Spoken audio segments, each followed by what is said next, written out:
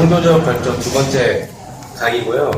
네, 첫 번째에서 이제 문화에 대한 이해, 잠깐 브리핑하면서 갈게요. 이제 너무 오래돼서 다들 까먹으셨죠? 그래서 문화에 대한 이해에서 문화라는 건요, 이제 정형화된 일을 하는 방법이라고 이제 이야기해요. 그래서 우리는 무언가를 하는 것에서 문화에서 떨어져서 살 수 없다 이거죠. 커피숍에 오면은 뭐 암묵적으로 1인 1주문을 하게 되고 뭐 이런 프랜차이즈에서는 좀 안 하게 되지만, 그리고 뭐 상사가 퇴근을 안 한다 그러면 집에 가도 돼요 안 돼요? 네, 이런 것이 이제 뭐 직장 문화 하면서 정형화되게 일을 하는 방법. 그래서 우리들의 생활 양식, 우리가 문화로부터 분리돼서 살 수 없다라는 것을 이제 이야기하고 있고요.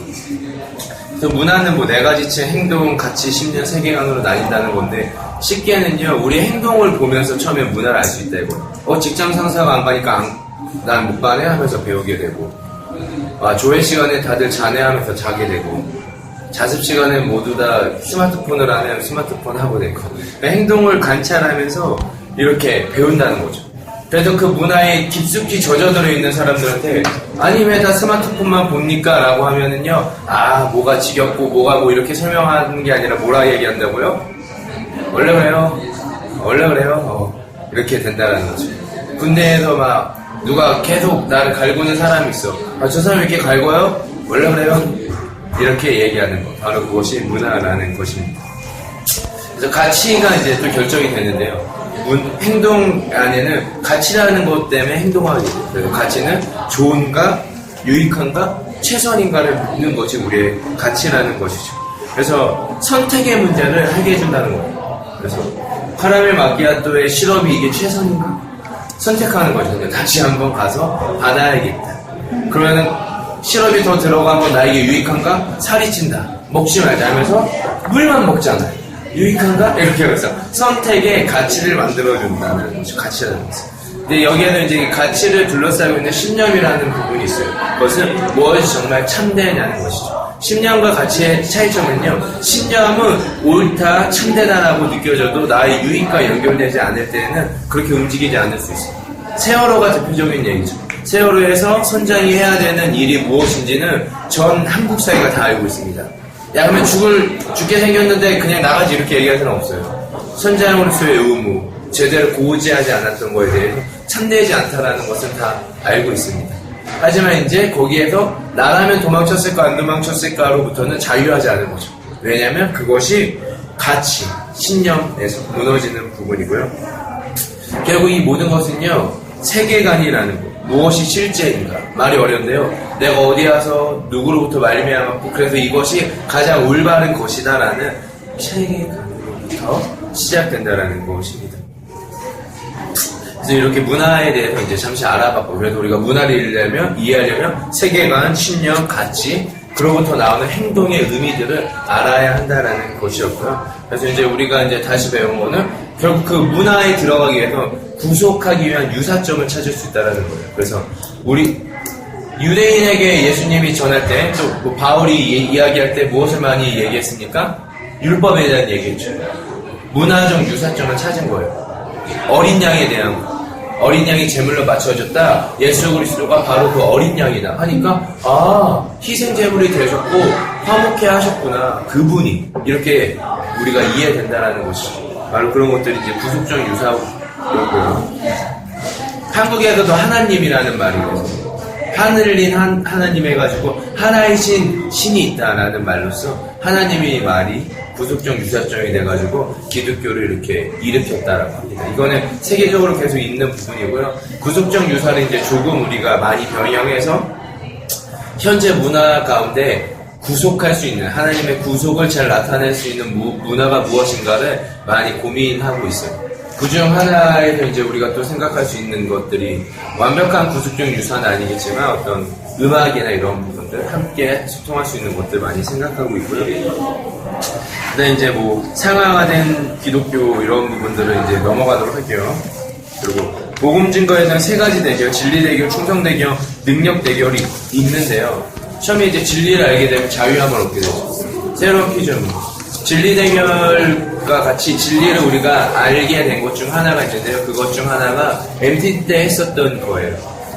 죄에 대해서 고백했는데 그 죄로부터 자유로워지고 너가 새로운 피조물이다, 하나님의 백성이다라는 정체성, 새로운 진리가 들어와서 우리를 죄로부터, 우리의 약함으로부터, 우리의 어려움으로부터, 장애로부터 자유케 했잖아요. 그것이 진리 대결에서 우리가 승리한 거예요. 그 진리에서 우리가 승리했는데 왜 내 삶이 변하지 않는가? 나의 문제가 왜 여전히 남아있는가? 그것에서 충성 대결로 들어가는 거죠. 내 삶을 충성하고 헌신하면서 삶이 다스려져야 돼요. 그래서 완벽하게 벗어나는 것이죠. 벗어나는 거고, 완전히 벗어나서 자유할 수는 없겠지만 크게 문제되지 않은 상태까지 이룰 수 있는 것이죠. 여기에서 되게 중요한 것이 충성, 헌신, 순종, 이런 테마예요. 그래서 헌신과 순종이 없는 사람들은요, 결국 열매를 맺지 못하는 거죠. 지식을 많이 알았지.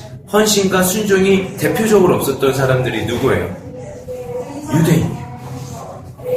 율법에 대한 이런 부분들이 있지만 그들 가운데 정확한 말씀에 대한 순종이 없었고 헌신이 없었다는 것이죠. 부자 청년도 그 가운데 순종함과 헌신함이 없으니까 한계가 되는 거예요.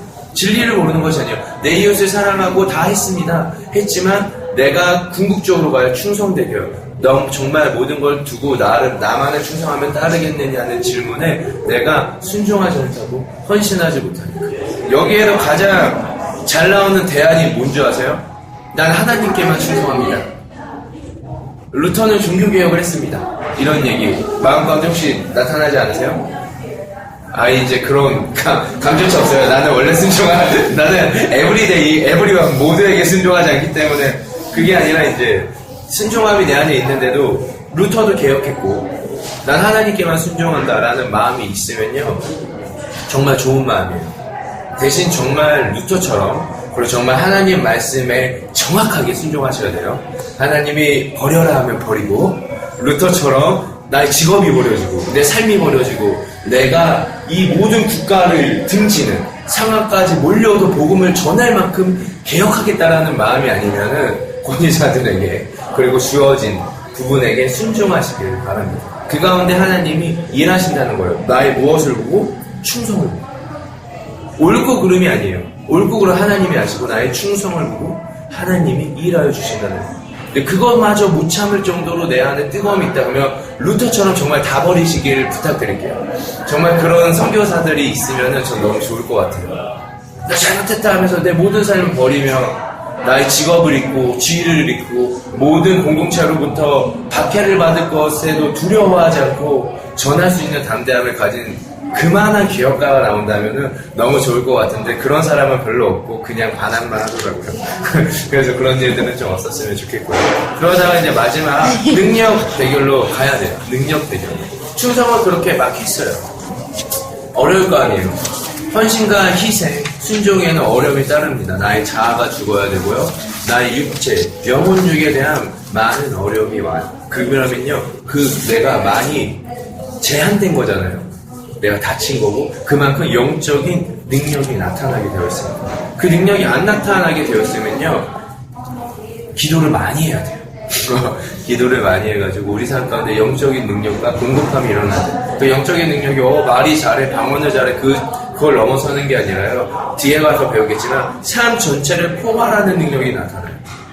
예를 들면 병자를 치유할 수 있는 거죠.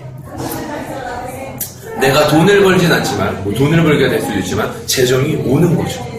하나님의 공급하심이 실제적으로 리턴하는 능력이 나타나야 돼요. 우리의 삶 가운데 그것이 나타나는 거죠. 근데 이것은 진리로부터 시작되어서 충성으로 가져가고 마지막 능력으로 나타나는 거예요. 근데 우리는 어떻게 해요? 나의 힘으로 진리에 도달해서 나의 힘으로 돈을 벌고 나의 힘으로 능력을 발휘하려고 하니까 어떻게 돼요? 결국 고꾸라지는 거예요. 결국 주님과 멀어지는 거예요. 그렇게 가면 안 돼요. 주님의 진리로부터 자유하게 돼서 진리 때문에 충성하게 되고 그 진리로 인한 공급함과 능력이 일어나야지만 온전히 살아갈 수 있는 거죠. 그것이 복음입니다. 그것을 경험하라라고 성경이 말하고 있어요. 오늘 예언서도 얘기하고 있을 거예요. 이 세 단계가 하면서 많이 일어나는데요. 이 일이요. 여러분 막 들었을 때 막 이런 느낌이셨어요? 혹시? 우와! 진짜 그런 거였어? 웬일이야 몰랐네 이런 느낌이셨어요?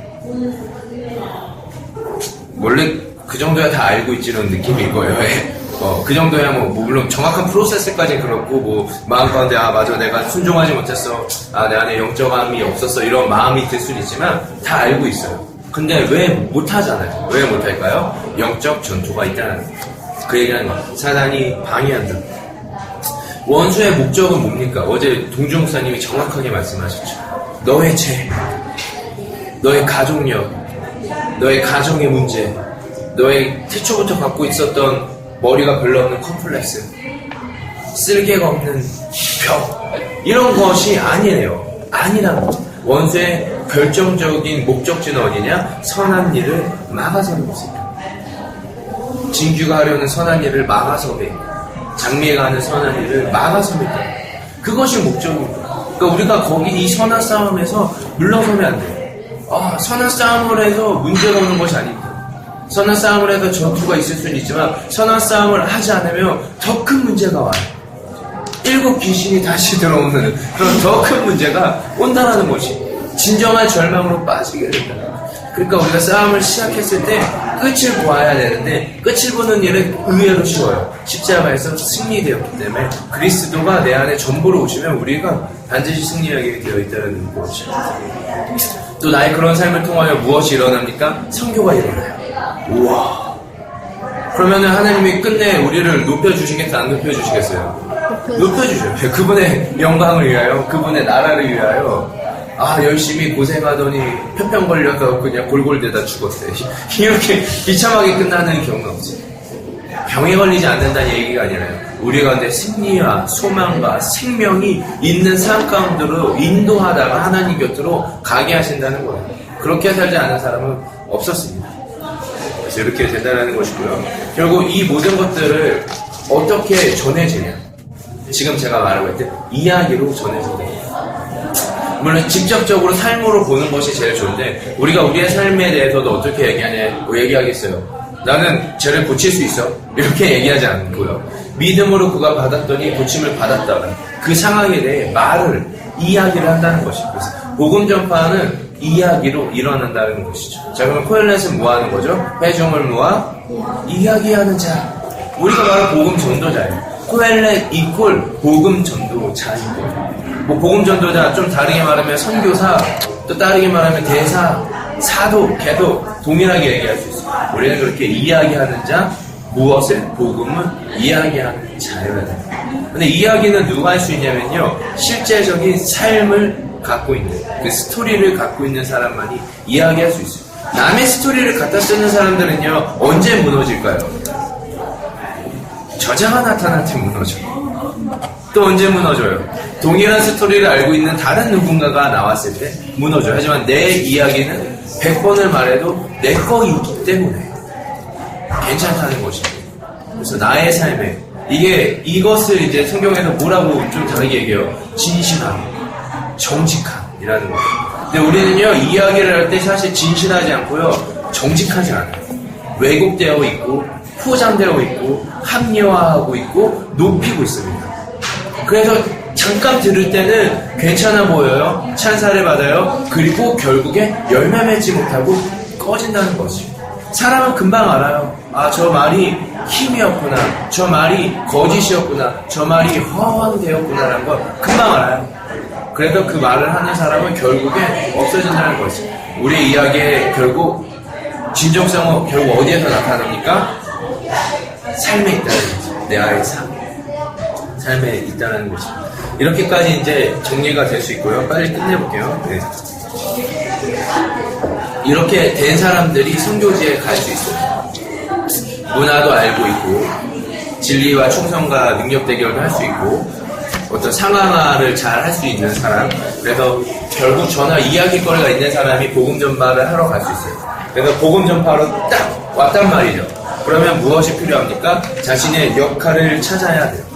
근데 선교지에 딱 가면, 선교지 하니까 막 여러 상황이 들 수 있는데, 여러 뭐 아프리카 이렇게 해도 생각하셔도 되는데요. 직장을 딱 처음 가면은 거기도 선교지예요. 대학을 처음 딱 가도 거기도 선교지예요. 그러면은 다들 물어봐요. 당신은 누구십니까? 당신 뭐 하는 사람입니까? 직장 만나고 그걸 안 물어보지 않아요. 요새 뭐 국문학과 나온다고 작가 하는 게 아니에요. 그잖아요? 갑자기 컴퓨터공학과 하다가 글 쓰는 게 좋아서. 그러니까 당신이 뭐 하는 사람입니까? 당신 뭐 했던 사람이에요? 라고 누구나 물어요. 친구가 유학을 가도 아마 한국에서 뭐 했었니? 뭐 하는 애였니? 라고 궁금해 한다는 거죠. 그래서 그 사람이 말하는 거에 따라 역할이 정해진다는 거죠. 그러면은 여기서 역할을 할 때, 난 한국에서 너무나도 잘 나갔고, 나보다 뭐 대단한 사람 거의 없었으며, 나는 한 이 정도 수준을 갖고 사는 사람이야 라고 얘기하는 순간 대부분 그 사람과 관계 맺음을 하지 않을 거예요. 그래서 특별히 처음 본 사람, 내가 실제 그런 사람이라 해도 처음 볼 때 그렇게 가는 사람들을 관계 맺지 못할 거예요. 저는 직장에 가면 대체로 관계를 잘 맺지 않습니다. 우스갯소리였고요. 그러면 우리가 처음 그곳에 갈 때 마음이 무엇이냐면요, 배우는 자의 마음이 있어요. 이 얘기는 무슨 얘기냐면요, 진짜 선교지가 아니면 우리는 가기가 어렵다는 얘기도 됩니다. 우리는 아무 곳에서는 배우지 않습니다. 우리가 나이가 들어갈수록, 실력이 더해질수록, 능력과 성숙함이 일어날수록요, 아무 곳에나 배우지 않아요. 그러니까 나보다 더 능력 있고 성숙한 곳에서만 배우겠다는 게 아니라 특별한 사명이 있지 않는 이상 크게 배우려는 마음이 생기지 않아요. 그래서 새로운 곳에서, 내가 이곳에서 섬기고 함께하려는 마음으로 선교지에 갔잖아요. 배우는 모습이 필요하고요. 두 번째는 종의 역할이 필요해요. 수직적인 역할은 의사소통을 할 수가 없어요. 내가 선교사라고 한다고 다 내 양일 거 아니에요. 뭐 나의 위치가 높든 뭐하든 나의 양인 거, 나의 제자가 될 거잖아요. 난 높고 당신들은 낮아, 이 마음이면요, 그 말을 들을지언정 진정한 소통, 그 메시지가 내 삶에 맺어지지 않는다는 거죠. 결국 수직적 관계에서 수평적 관계가 함께 이루어져야 된다는 거예요. 이 모습을 잘 해내신 게 바로 예수 그리스도의 서유피신이죠. 수평적 관계를 오신 거죠. 하나님이란 수직적 본체에 계시다가 인간과 동일한 모습까지 떨어질 수 있는 거예요. 수직적 모습을 완전히 포기하는 게 아니라요, 우리 가운데 수평적 모습이 필요하다는 것이죠. 자랑을 하는 거 아니고요. 그래서 저는 이제 좀 친한 사람들한테는요, 형이라 부르라고 했어요. 캐머들한테. 여러 사람이 있을 때는 간사님 이러고 같이 있으니까 형이잖아, 형 맞잖아, 이렇게 얘기했었어요. 그래서 명진의 애들은 저 다 형이라 부르고 그랬었어요. 그리고 이제 경기대도 간사사역 그만두자마자 캠퍼들이 오빠라고 바로 부르더라고요. 그만큼 수평적 관계 잘 유지하는 사람이 있다는 거죠. 자, 제 자랑이니까 바로 넘어갈게요. 어떻게 은혜 받는 표정이 아니라 시기하는 표정들이. 제니 언니라고 한번 불러보세요. 근데 간사님의 표정이 내 친해졌다는 느낌이 아니라 뭐야 이런 거면 이제 가르쳐주세요. 수평적 관계에 필요합니다. 농담이었고요. 지도자, 그 다음에 이제 지도자. 그러니까 성경이 웃긴 거예요. 종이면서 지도자일 수가 없잖아요. 종이 어떻게 지도자인데. 종이자 지도자. 그러니까 섬김의 지도자가 돼야 된다는 거예요. 지도자. 왜냐면 기능의 제대로 발휘되려면 조직은 다 지도자가 있어요. 지도자가 있잖아요. 여기도 스무고개 지도자가 있고, 이 카페도 지도자가 있을 거예요. 뭐 점장이라든지, 뭐 매니저라든지, 지도자가 있다는 거예요. 선생도 담임이 지도자가 있지 않습니까? 조직은 기능을 발휘할 때 지도자가 필요해요. 근데 지도자를 세울 때 어떻게 세우냐면 부유함, 뭐 잘나감 이런 걸로 세상에서 세우죠. 근데 교회 공동체도 그렇게 되면 하나님의 은혜와 복음은 없어지는 거예요. 그잖아요. 그러면은 백인으로 태어나야 되고 부자로 태어나야 되는 거죠. 그게 아니라 주님께 받은 사명, 은사와 능력에 따라 지도자가 세워져야 한다는 것이죠. 실제로 이렇게 세워지고 있습니다. 그러네요. 이 지도자는 결국 나의 유익이 아니라 다른 사람의 유익을 위하여 사는 사람입니다. 그리고 지도자라는 거 결국 없어져야 되는 존재인 것처럼 선교사도 결국 없어져야 되는 존재라는 것이죠. 그래도 선교사는 언제 떠나야 되니까? 성장했어, 교회가. 그랬는데 나의 존재가 방해되기 시작할 때는 다른 곳으로 옮겨가야 됩니다. 그것이 또 하나의 역할이죠. 코엘렛이가 너무 잘 됐어요. 300명, 3000명 모으고 내가 막 지도자를 만들었는데 이제 내가 걸리적거린대. 그러면은 선교사로서 어떻게 해야 합니까? 떠날 수 있어야 합니다. 예, 여의도 순복음교회 목사님도 떠날 수 있어야 합니다. 자, 좀 갈게요. 선교자적 마인드가 있어요. 문제가 될 때는 떠날 수 있어야 한다는 거죠. 이제 그래서 이제 또 이렇게 역할을 찾다 보면서 이제 우리가 겪게 되는 어려움이 문화 충격이 있어요. 이게 이제 여러분 우리가 선교사가 우리 다 선교사로 살 거고요. 우리가 선교적 마인드로 새로운 곳으로 주님의 부르심을 받아 갈 때마다 일어날 일이에요. 문화 충격이 언제 일어나면요. 첫 번째 줄을 호연이가 조류하니까 했습니다. 이제 여기가 내가 살 곳이고 이곳에서의 삶이 내 삶이라는 것을 자각할 때 문화 충격은 차지합니다. 네, 조금 더요. 문화 충격이란 지금까지 배워온 모든 문화적 패턴이 아무 의미가 없다는 것을 알게 되면서 겪는 혼란을 말한다. 네, 여기까지요. 자, 내가 지금까지 한 문화들 배웠던 것이 나의 경험이 아무 의미가 없다는 걸 알게 될 때 겪는 혼란이 문화 충격이죠. 이거는 근데 언제 오냐면요. 이곳이 내가 이제 살 거고 이게 내 삶이라는 걸 자각할 때. 그러면 우리가 여행지에 갈 때 문화 충격은 거의 오지 않아요. 왜냐면 우린 거기서 살지 않을 거기 때문에. 즐겁죠. 재밌죠. 충격적이야. 이게 말 그대로 그냥 쇼킹했다, 뭐 새로운 걸 느꼈다 이런 거지. 내가 맨날 거기서 산다라고 생각할 때는 엄청난 충격이 옵니다. 이런 게 충주에서 시골에서 살다가 서울에서 산다고 했을 때 왔을 수 있어요. 오지 않았어요? 올 수 있다니까요. 왜냐면 저도 용인 기숙사에 가서 딱 있는 순간 왔어요. 이야, 이런 곳에서 이제 내가 뭐 계속 사는 것도 아닌데도 왔어. 현아도 오지 않았어요. 처음에 서울에서. 문화 충격이 와요. 남자들은 그럼 언제 옵니까? 군대 가면. 바로 그렇죠. 네, 문화 충격이 온다니까요. 근데 거기에서 만약 내가 1, 2주 있다 간다. 그럼 충격이 오지 않아요. 저는 그래도 오지 않았어요. 한 달 잘 놀다 가지 뭐. 오지 않아요. 그런데 오지. 내가 여기가 산다. 생각하는 순간 진규가 만약 유학 가면은 바로 와요. 아, 책방. 뉴욕이고 뭐고 그런 게 없어. 막 애들이 길거리에서 담배를 펴. 막 소리를 질러. 그러면 내가 여행 온 거야. 그러면 소리를 지르나 마나. 시끄럽네? 내가 계속 살 동네에 누가 소리를 질러. 큰일 났다. 이곳이 할렘이다. 이렇게 된다는 이것이 이런 문화 충격이 온다라는 것이. 그러니까 우리가 직장을 가면 충격이 오는 거예요. 이곳에서 계속 있다라는 마음 때문에 충격이 오는 거예요. 알바할 때는 크게 충격이 오지 않습니다. 때려치면 돼. 그럼 무슨 얘기가 있어? 그래서 이것을 무엇으로 감당해야 된다? 선교자적 마인드로 감당해야 되는 거예요. 자, 이 문화 충격을 이겨나가는 두 가지가 필요한데 그중 하나가 동일화예요. 어쨌든 문화에서 못 살면 퇴장하는 거니까 그 문화에서 선교사가 잘 살아가기 위해서는요 접촉점을 찾아야 돼요. 이거는 뭐 남자가 여자 꼬실 때도 똑같잖아요. 그 사람과 계속 대화할 접촉점을 찾는 거예요. 뭐 좋아하세요? 뭐 하세요? 해갖고 어떻게든 뭐가 하나 나올 때까지 던지는 거예요. 계속 던지는 거죠. 그 사람이 소녀시대를 좋아하면 소녀시대를 검색해서 봐야 돼요. 접촉점을 찾아야 되니까. 여자들도 그런 거 하죠? 다 하잖아요. 모르는 척 순진한 눈빛으로 바라보지 마세요. 제가 얘기 드렸죠. 진실함과 정직함이 중요합니다. 그렇다는 거예요. 접촉점을 고려하지 않고 얘기하는 건요, 선교사의 책임을 회피하는 거예요. 접촉점을 안 찾고 자기 말만 하는 건 상대방과 더 이상 만나지 않겠다는 행위죠. 그죠? 이 사람은 어떤 스키스쿠버에 관심이 없는데 계속 그 얘기만 한다. 그 얘기는 이제 지루한 남자로 되어버린다는 것이죠.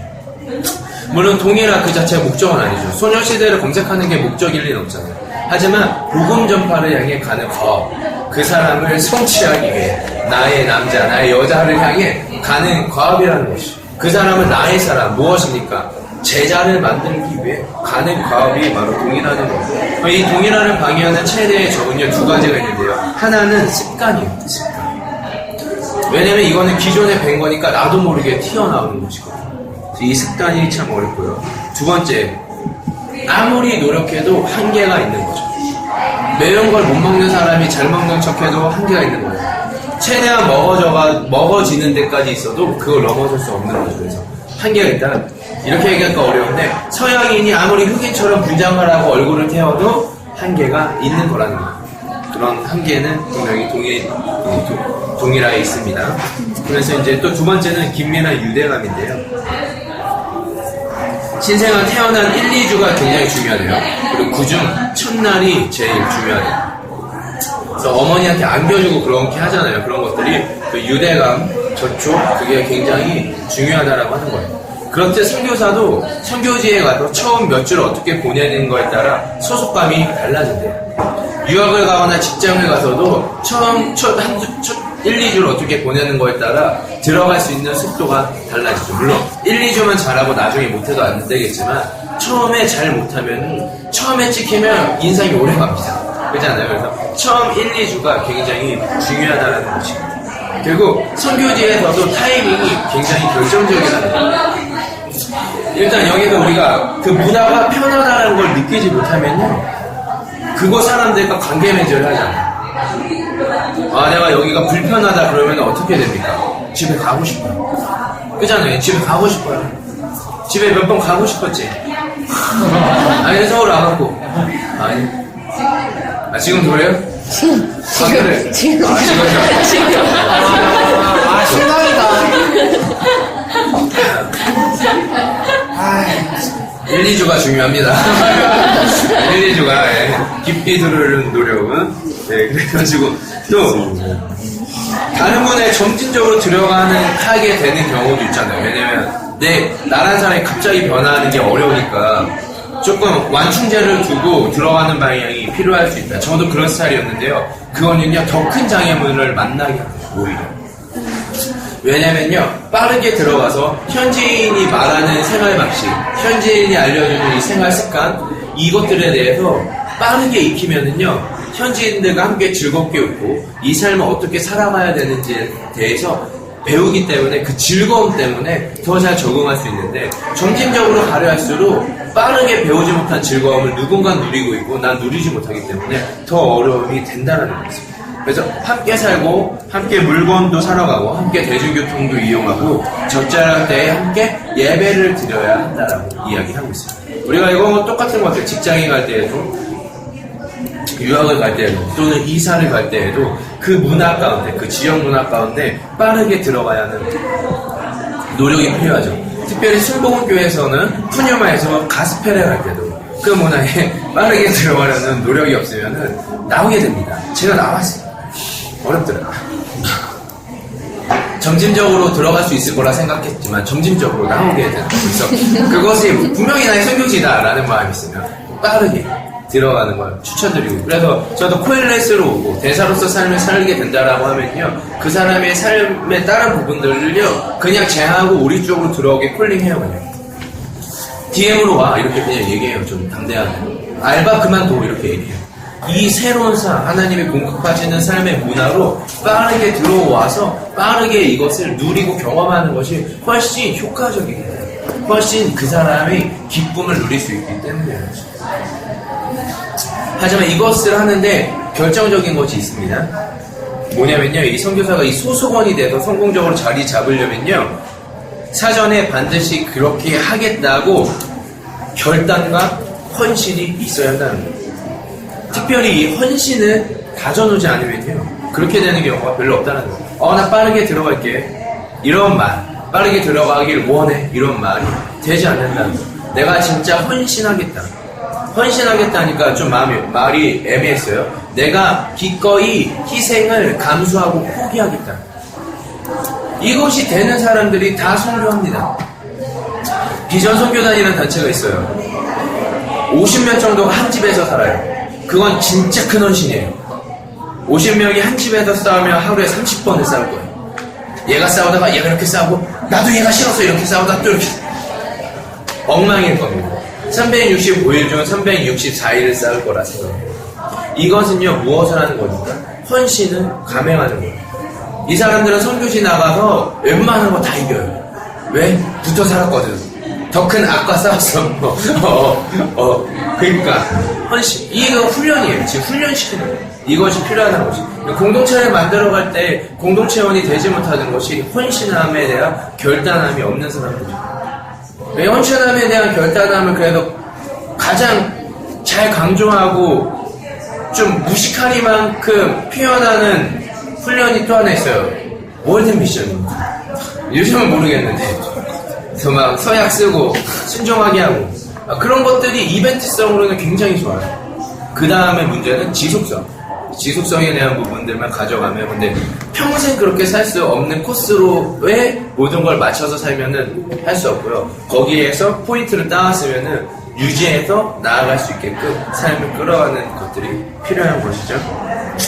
이제 다 끝났어요. 자, 이제 사도적인 사명, 바로 이것이 우리의 그래도 이제 사명인데요. 사도적에 대해서 장미가 읽어주겠습니다. 사도적이란 말은 개척자적 상황에서 문화를 뛰어넘어 제자를 만드는 일을 하는 사람이며 아직 그리스도의 이름을 듣지 못한 사람들 속에서 그리스도를 따르는 공동체를 이루도록 돕기 위해 보냄받은 자이다. 자, 사도는요, 제자를 만드는 사람이고, 쉽게 말해서, 또 그리스도의 공동체를 위해서 그것을 도우라고, 공동체를 만드는 걸 도우라고 보냄받은 자라는 거죠. 사도로 갔으면 뭘 해야 돼요? 제자를 삼고 하나님의 공동체가 일어날 수 있도록 도와야 한다라는 거죠. 그것이 사도예요. 그것이 대사예요. 그리스도의 대사예요. 그것이 코엘레시라는 거죠. 그것이 다 동일한 것이죠. 그래서 프레스 덴버스드 미션, 캠 서비스, 이것이 대사가 해야 되는 일이라는 것입니다. 근데요, 21세기의 사도적 역할을 감당하기 위해서는요, 세계화된 이 대중에 대한 감이 필요해요. 뭐든지 문화를 알고 있어야 되잖아요. 세 가지 청중이 나오는데 첫 번째는 누구? 복음이 전해지지 않은 사람들, 우리가 직접적으로 복음을 전할 사람들이고요. 두 번째는 누구예요? 세속화된 그냥 사람들. 내가 복음을 여기에서 전하고 있는데 이 주변 모든 사람들이 쟤네 뭐 하는 거지? 이렇게 보고 있잖아요. 그런 일이 사람들. 내가 복음을 1차적으로 전하지 않지만 주변에서 보는 시선들. 세 번째, 우리를 파송한 교회. 세 가지 전부 다 보고서 해야 된다는 거예요. 그래서 우리가 즐겁게 지금 막 하고 있지만 우리가 커피 먹으면서 V하는 사진만 매주 올라가면 이제 사람들이 뭐라고 얘기해요? 세속화된 교회 청중들은 뭐라고 해요? 논다. 재밌어 보인다고 할 거예요. 가보고 싶어요. 근데 교회가 뭐라 그래요? 논다. 그래도 교회를 위해서 우리가 막 기도하고 거룩한 손 올려요. 그러면 교회는 거룩하다 그래요? 세속화된 사람들은 뭐라 그래요? 짱난다고 막. 그러니까 이 세 가지를 다 아우러가지고 갈 수 있도록 해야 돼요. 진짜 짜증나는 일인 거죠. 굉장히 복잡한 거예요. 그럼 이 복잡한 상황에서요, 세 가지 질문을 던져요. 메시지를 어떻게 짤 것인가? 의도를 어떻게 표현할 것인가? 정체성 어떻게 제시할 것인가? 이 세 가지를 이야기하면서 세 청중을 모두 만족시키는 메시지와 사명, 그러니까 우리의 의도와 그리고 우리의 정체성을 이야기해보자 하는 것입니다. 그래서 핵심 메시지는요, 진규가 위에 읽어주세요. 내가 그것을 위하여라면 기꺼이 죽을 수 있다. 이것이 메시지입니다. 기꺼이 죽을 수 있는 메시지가 무엇입니까? 이 저자도 썼고 저도 동일해요. 저는 선교단체의 관련성이나 한국의 외교 정책을 위해서 죽고 싶은 마음은 전혀 없어요. 캠을 위해서 죽고 싶은 마음은 전혀 없습니다.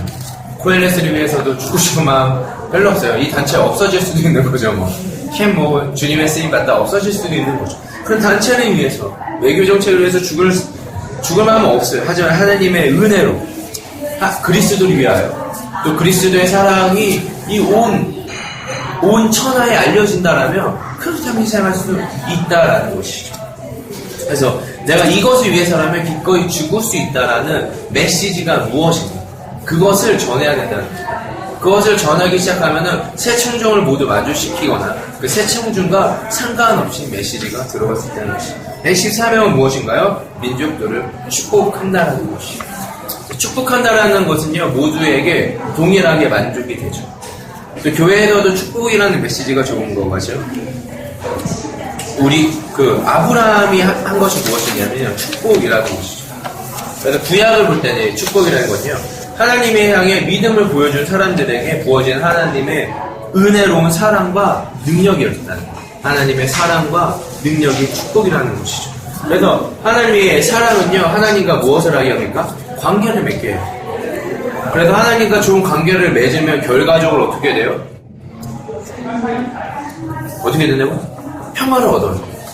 그리고 풍성한 복, 그리고 이렇게 나눌 수 있는 것들이 생긴다는 것이죠. 결국 이 축복은요, 관계뿐만 아니라요, 능력을 동시에 보여주는 용어예요. 그래서 저는 계속 이제 제가 부딪히는 게 이거예요. 주님께 복 받으십시오. 그것이 가난을 해결한다. 이것과 이꿀이냐? 잘못 전한 것이다. 이렇게 얘기하는데 저는 그것에 반대해요. 주님께 복 받으라. 그러면 가난도 해결된다가 맞다. 왜? 하나님은 실제적으로 일하시기 때문입니다. 전 그렇기 때문에 하나님 믿으면 가난이 해결된다고 생각해요. 가난이 해결됩니다. 여러분, 가난마저도 해결이 돼요. 하나님 우리 삶 가운데 있으니까. 가난에 처해도 부자인 마음, 그러니까 정말 문제가 되지 않을 때 가난을 허락하시지만 내가 그걸 감당할 수 없을 때 주님이 감당해 주신다는 거예요. 대신 왜? 주님과의 관계에 관심이 있으니까요. 지금 내가 이 아이의 가난을 해결해 주면 나에게 더 와. 그러면 가난 해결해 주시겠어요? 안 해결해 주시겠어요? 해결해 주신다는 거예요. 근데 얘가 너무 부유해. 그래서 얘가 가난을 경험해야 더 나에게 와. 그러면 무엇을 허락하시겠어요? 가난을 허락하신다는 거예요. 근데 자신의 생각을 잘 아셔야 돼요. 주님의 그 관계 그리고 나의 삶의 가운데 풍성한 것까지 함께 허락하신다는 거예요. 그래서 축복이라는 개념으로 가져가는 거야. 아, 나는 축복하려는 의도로 전하고 있는 거야. 바로 이것이 굉장히 중요한 사명이라는 것이. 마지막으로 정체성입니다. 이거 호연이가 읽어주세요. 하나님 영광을 위하여 일하는 모모이자 사도다. 나 하나님 영광을 위하여 일하는 작가이자 사도다. 이렇게 얘기하는 거예요. 자, 그러면은 각자가 오늘 이거 한번 지금 잠깐 시간을 드릴게요. 써보세요. 나는 하나님 영광을 위하여 일하는 모모이자 사도다. 사도다 좀 그러네요. 코엘렛답게 전도자이다. 이렇게 1분 드릴게요. 이 멘트는 계속 바꾸시면 돼요. 나 하나님의 영광을 위하여 일하는 삐리리이다. 전도자이다. 이렇게. 그러니까 일단 지금 생각하는 거 바꾸시면 돼요. 직업은 텐트메이킹이라고 해서요. 돈 벌기 위해 그냥 계속 가지는 거예요. 대신 나의 은사와 소명과 상황에 맞춰서. 바울이 뭐 텐트 전문가라 텐트 치주 아닙니까? 그냥 돈 번 거예요. 여러분이 그냥 돈 번 거예요. 그냥 돈 버시면 됩니다. 할 거 없으시면 알바하세요. 괜찮습니다. 이렇게. 괜찮은 거예요.